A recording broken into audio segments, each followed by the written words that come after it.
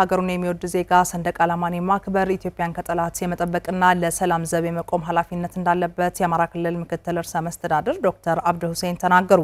18ኛው የሰንደቅ ዓላማ ቀን ሰንደቅ ዓላማችን ለኢትዮጵያ ታላቅ የከፍታ ብስራት፣ ለህብረ ብሔራዊ አንድነታችን፣ ለሉዓላዊነታችንና ለኢትዮጵያ ህዳሴ በሚል መሪ ሀሳብ በአማራ ክልል ምክር ቤት ተከብሯል። ተጨማሪውን ከያዩ ተስፋሁን እንከታተል።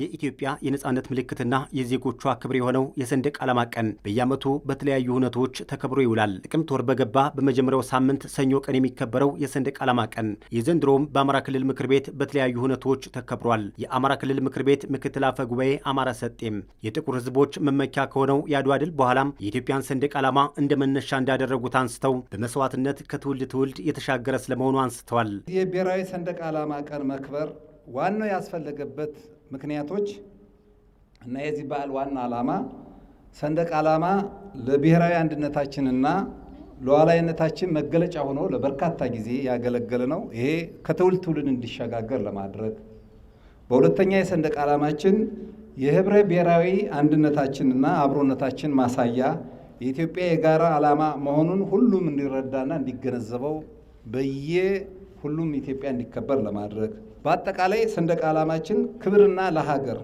አንድነትና ሉዓላዊነት የተከበረ ሕያው ሆኖ እንዲቀጥል ለማድረግ ይሄን ለማስተዋልና ከዚህ በፊት ለተከፈለው መስዋዕትነት እውቅና ለመስጠት ነው። ኢትዮጵያ የህዳሴ ግድብን አሳክታ የተለያዩ ታላላቅ ፕሮጀክቶችን በጀመረችበት ዓመት የሚከበረው የዚህ ዓመት የሰንደቅ ዓላማ ቀን ከሌሎች ዓመታት ልዩ ያደርገዋል ያሉት ምክትል አፈ ጉባኤው ኢትዮጵያ በልጆቿ ቆራጥ አመራር በከፍታ ትቀጥላለች ብለዋል።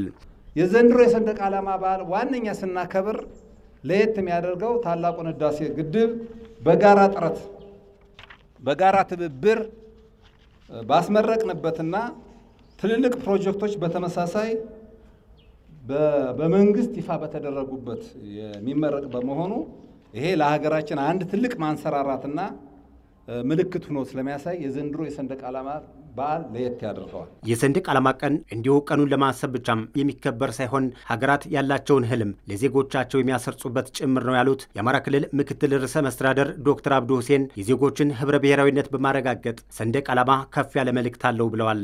ለሀገረ መንግስት ግንባታ በሚኖረው የአብሮነትና የብሔራዊ ምልክትነት ብቻ ሳይሆን የሀገራትን ህልምና ራዕይ በአንድ ምልክት በአንድ አርማ ጠቅሎ የሚያስረዳ የሚያስቀምጥ ጉዳይ በመሆኑ ሁሉም ዜጎች በሰንደቅ ዓላማ ቀን መከበርና በአከባበሩ ጉዳይና ሲከበር ለምን በሚሉት ምክንያቶች ላይ መግባባታቸው መረዳታቸው ጥልቅ ሊሆን ይገባል።